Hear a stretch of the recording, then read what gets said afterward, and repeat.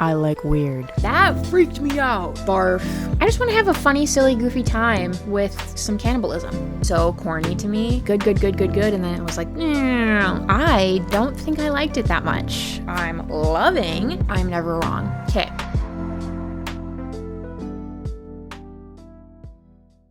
Hi, I'm Sam. There's quite literally no one asking me to do this, but I want to tell you about all the books that I read in March and April. So, in March and April, I read a total of 18 books, and I'm just going to tell you about them in the order that I read them in. So, the first book that I read was Brutes by Dizz Tate. I read this for the Sunny's Book Truck book club, and it was really fun. It was a good time reading it and discussing it. This is like the Virgin Suicides meets the Florida Project in this wildly original debut, a coming-of-age story about the crucible of girlhood from a writer of rare and startling talent. We would not be born out of sweetness, we were born out of rage. We felt it in our bones. So basically, it's about this group of young girls who are friends. They're obsessed with this one girl who goes to their school, and she is the preacher's daughter, and the preacher's daughter goes missing. So it says, watching from a distance, they edge ever closer to discovering a dark secret about their fame-hungry town and the cruel cost of a ticket out. This book really captures the violence, horrors, and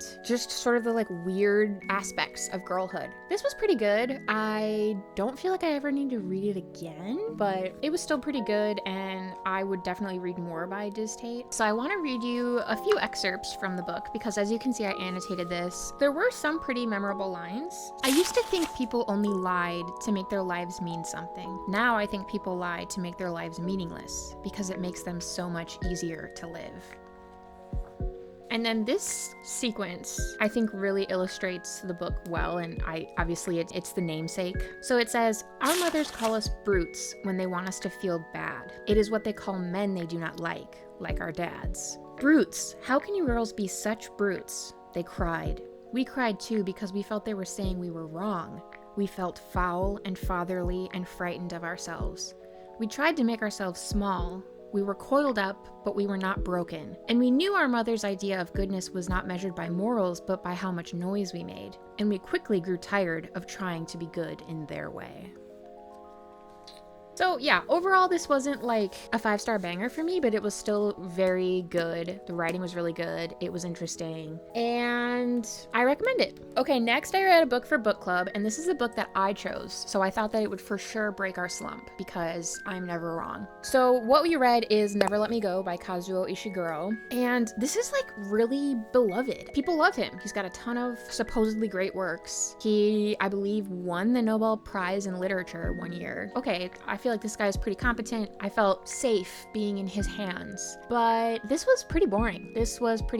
We're from the point of view of this woman, and she's looking back on her childhood where she grew up at this special boarding school. She's reflecting on her time there with her friends and kind of just like going over these like sequence of events that have led her to where she is today. And from the beginning, we are told that the kids are very special in a certain way, but then we don't really understand what that means until closer to the end. But this was pretty boring, pretty inconsequential to me. I won't really remember much of it. And the rest of my book club too was kind of just like,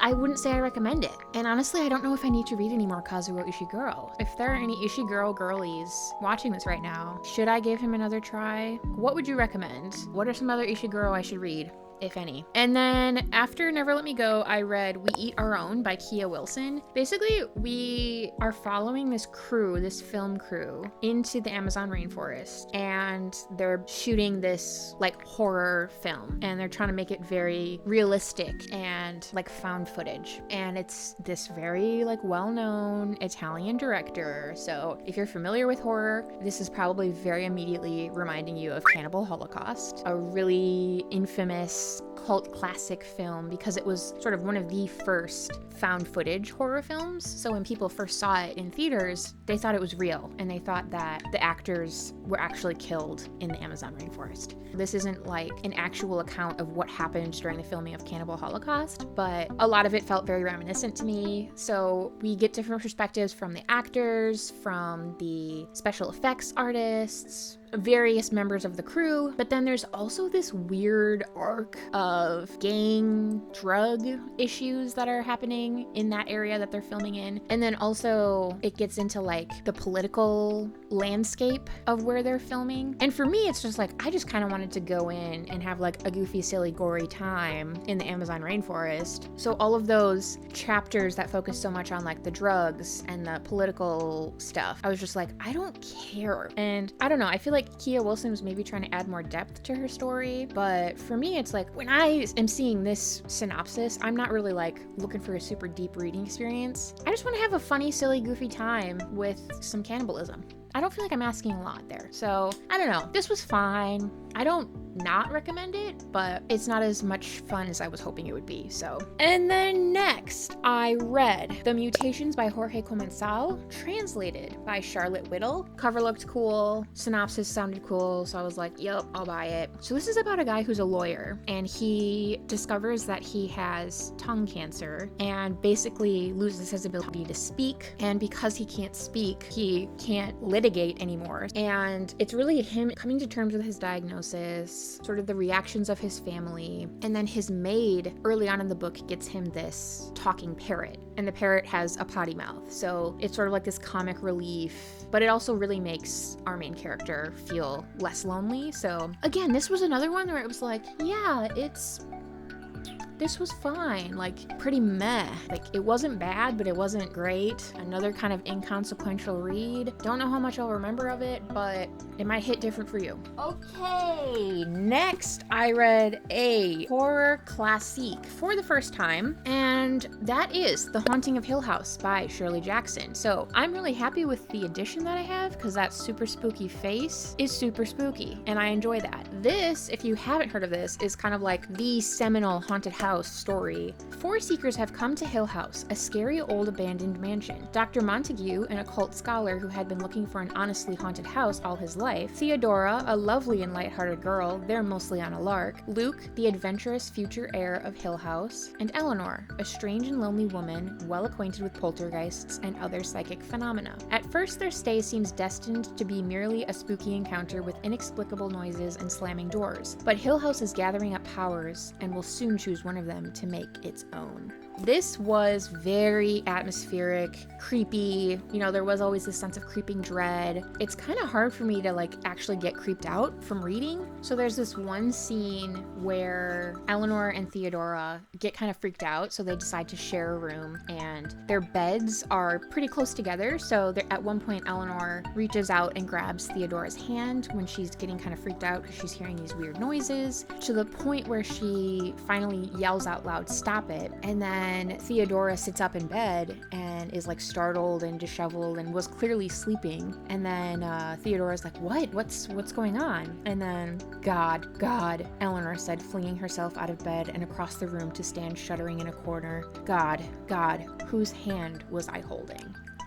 So that freaked me out when that happened, because whose hand was she holding? So obviously, this is a horror classic for a reason. Makes sense. This was bomb. This was great. Unsurprisingly, I could see myself rereading this many times throughout the rest of my life. Yes, you should read it. Okay, next I read another new release. I originally read this from the library, but then enjoyed it so much, I picked up my own copy. That is Monstrilio by Gerardo, Sámano, Córdova. And this is about a woman and her husband who lose their son. He dies when he's like 11. That's not a spoiler because it happens on like page 1. And she decides to take a piece of his lung from his corpse after he passes. And then she hears this folktale where if you nurture a piece of someone's body, you can bring them back to life. So she nurtures the lung and it basically grows up into this little monster thing. So she calls him Monstrilio, and then as he grows more and more, he begins to resemble the son, Santiago. It's very much like Frankenstein vibes. You have this monster, and as much as you try to teach it to be a good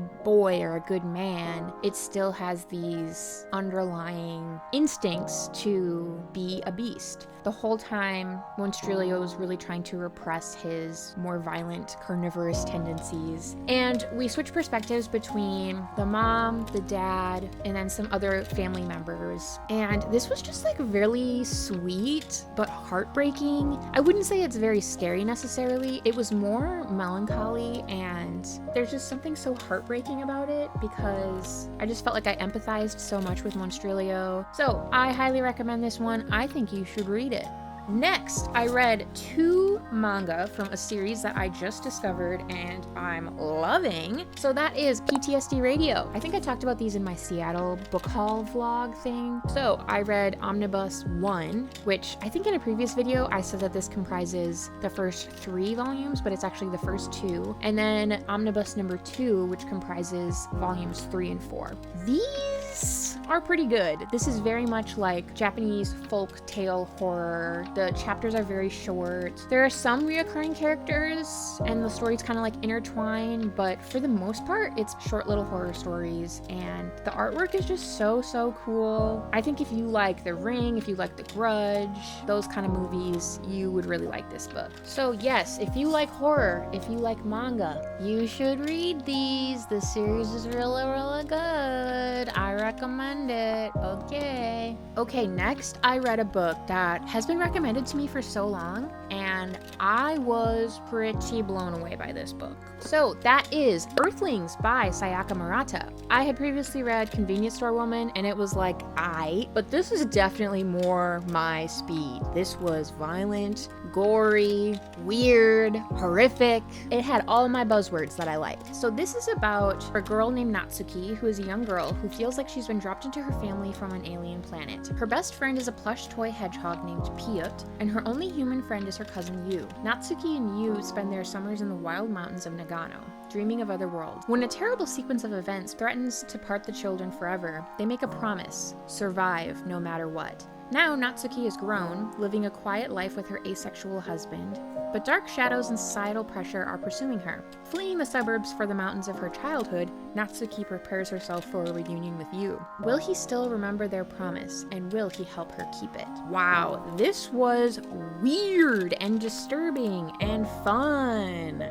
If you've read Sayaka Murata, I think all of her main characters are very neurodivergent coded, and kind of just like the dry, deadpan way that they deliver some of their lines is so funny. So this was also like pretty funny. All of her characters have this very singular perspective, which is unlike any other characters I've read from the point of view from. There were a couple lines that I felt were noteworthy, and I would like to share them with you. This one is kind of sad because Natsuki has always had the sense that she's not like anyone else on Earth, so hence why she thinks that she's from an alien planet. So she says, "The person who had given birth to me said I was a dead loss, so I decided it really must be true. I was probably causing a nuisance to the neighbors just by existing.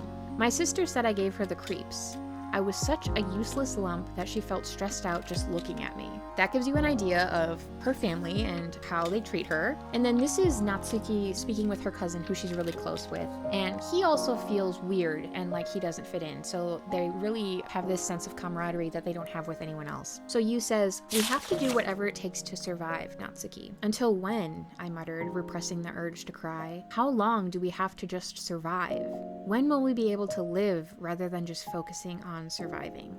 So really a sad thought for such a young child to have, you know, before they've reached like the nihilism of adulthood. This was really freaking good. It's not going to be for everyone though. There was a lot of weird, twisted things happening in this book. The main characters that we focus a lot on are just very bizarre. Very bizarre. So I think if you're not super into weird characters, you probably won't love this as much as I did, but I like weird. Next, I read another 2 volumes from a series that I've been reading. I read Orochi, The Perfect Edition Volume 1 and 2. This is written by Kazuo Umez, who is like the original horror manga artist. And it was okay. I think I gave it like 3 stars, but I definitely want to keep reading it, so I've just been getting the other volumes from my library. The Orochi series is about this girl who is immortal and has these kind of like powers to manipulate people's minds, and basically she's just like really nosy and will just like travel throughout Japan, and anytime she sees an interesting person, she's like, oh, I'm gonna follow them for the rest of their lives and and just like observe their life and interfere at any point that I deem necessary. So a lot of these people that she follows are people who are suffering in some way. So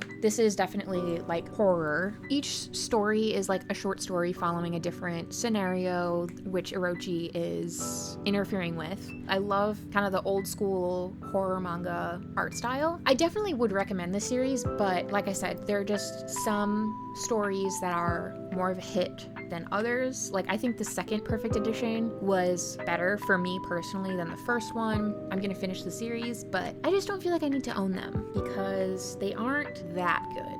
Okay, next I finished a short story collection that I've literally been working on for like 6 months. It just takes me so long to get through short story collections because I've just never been a short story girly. I really want to be, but there's just something about the starting and stopping of different stories that is really not, I just really don't vibe with. But that is Pornography for the End of the World by Brendan Vidito. I'm pleased to say, despite this taking me so long to finish, this was one of the better short story collections I've ever read. These are 9 tales of apocalyptic body horror. A young man is initiated into a cult that worships sickness and disease. Survivors of a nuclear holocaust make a pilgrimage to the last movie theater in existence, and premonitions of disaster haunt a loving couple doomed to watch each other die. So these were very unique stories. So my favorites were Walking in Ash, which is the first story. That was a banger. Mother's Mark, and I don't know exactly how to pronounce that, but Glitterati Guinal?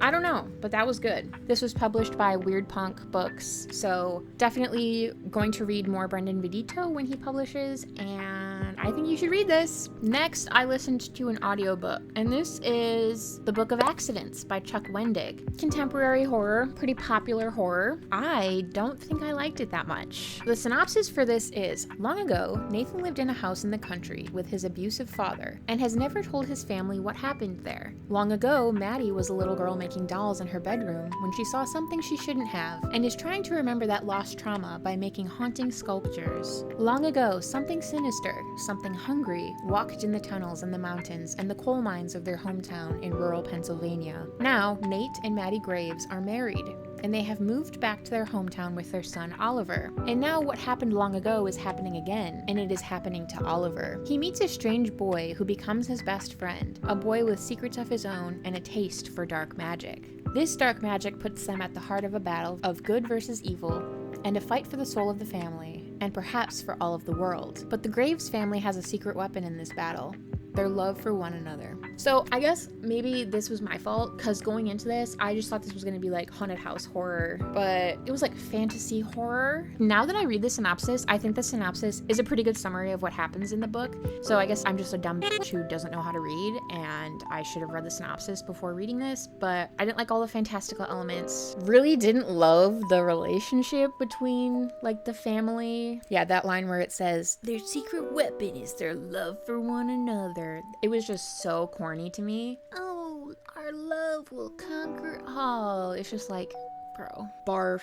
I don't want that in my horror. It was too feel good for me. I just didn't like it. The horror wasn't good enough for me. There was too much fantasy. I didn't care about any of the characters. I didn't find myself rooting for anyone. I did not care what happened. If you loved it, I'm happy for you. I love that for you. I did not. Okay, next I read another new release. I guess I was on like a new release kick. That is Tombs by Junji Ito. So this came out at the end of March. I got the special edition from Kinokuniya USA. A lot of these were short stories that I've never read of Junji Ito's before, so I was very happy to read this, and it was pretty good. Honestly, all of these were pretty good, huh? The titular story Tombs was really good. I really liked that. But honestly, yeah, these were all kind of bangers, weren't they? It has Slug Girl in it too, which is like one of Junji Ito's most famous stories. I really liked Washed Ashore. There's like this huge unidentified creature that washes ashore. Oh, and I really liked The Bloody Story of Shirosuna. That had some really cool panels. So yes, obviously I'm pretty biased when it comes to Junji Ito, but of his short story collections, I do think this is one of his better ones, especially compared to his more recent releases. Okay, and then next I read a book for my very first buddy read that I've ever done, and that is YN by Esther Yi. So the YN stands for Your Name. So I read this with Monica from Dog-Eared Musings, and this was a great buddy reading book because there was so much to discuss, and you can see I annotated so much. So this is about a Korean American woman living in Berlin whose obsession with a K-pop idol sends her to Seoul on a journey of literary self-destruction. So basically she goes to a K-pop concert, falls in love with one of the members, and becomes obsessed. And over the course of the novel, she starts to write YN fanfic, so Your Name fanfic, in which you, the reader, insert your name and play out an intimate relationship with the unattainable star. So she goes to Korea to try and find him.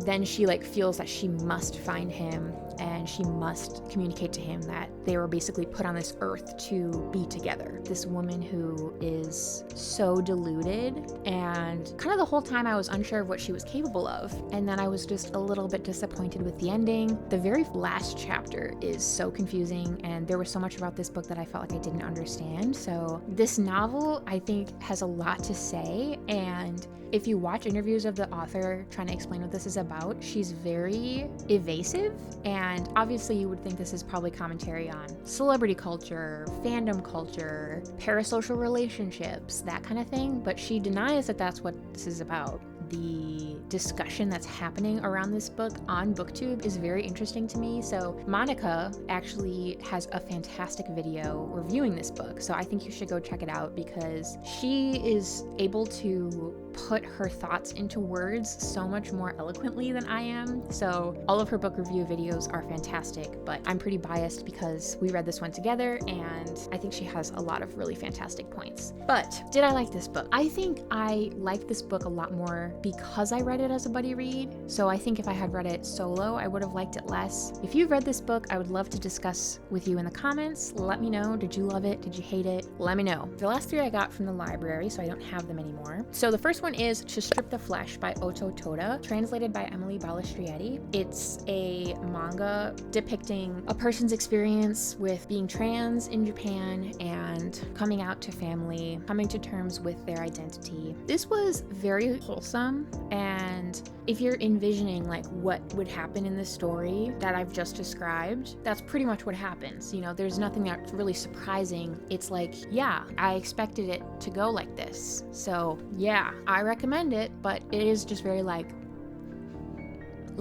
wholesome, easy. And then next I did another buddy read. So I did 2 buddy reads in a month, which was kind of stressful actually because I was so worried that I wasn't going to be a good buddy reader, but I think it turned out okay. So this buddy read I did with Mr. Morningstar. So the book that we read is The Nursery by Szilvia Molnar. This is about a new mother. So she's just given birth and kind of her battling with all of the feelings of a person who's just given birth. Potential postpartum depression, anxiety, psychosis. This had such a strong start, so good. Mr. Morningstar and I started this. We were yup, we're vibing, this is good, really liking this. And then it just kind of started to fizzle, and this ended up being just okay. And Mr. Morningstar and I, when we were talking about it, kind of agreed that this maybe would have worked better or been more impactful as a short story. It was good, and then it was so I think it should have just quit while it was ahead. So I think I still gave it 3 stars because I don't know, for some reason I love books depicting the horror of motherhood. I still recommend this. I still think you should check it out, and I will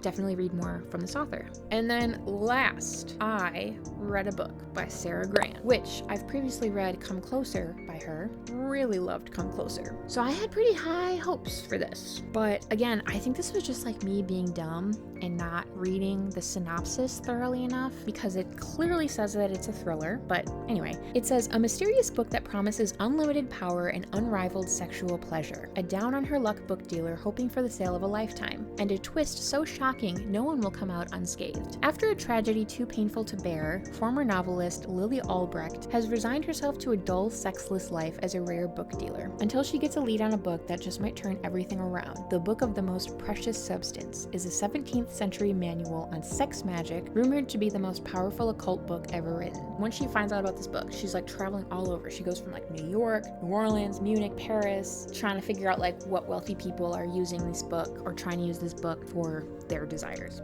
So again, I just can't read, and I should have read the synopsis because this definitely was more thriller vibes. It was not horror. And the erotic, yep, there's a lot of sex happening in this book. Lot of sex scenes. And as someone who gets the urge to peel off all of their skin and scream at the top of their lungs when reading a sex scene, that definitely was not a super enjoyable aspect for me. Yep, so if the synopsis sounds cool to you and you're like a thriller girly, you would probably really like this. But for me, I was like, why is this not horror? I want spooky dark magic things to be happening. And I mean, definitely there were like some dark scenes, some dark themes, but yeah, this one wasn't a total hit for me. So that is everything that I read in March and April. So thank you so much for being here. You can like this video if you want, comment, subscribe if you want.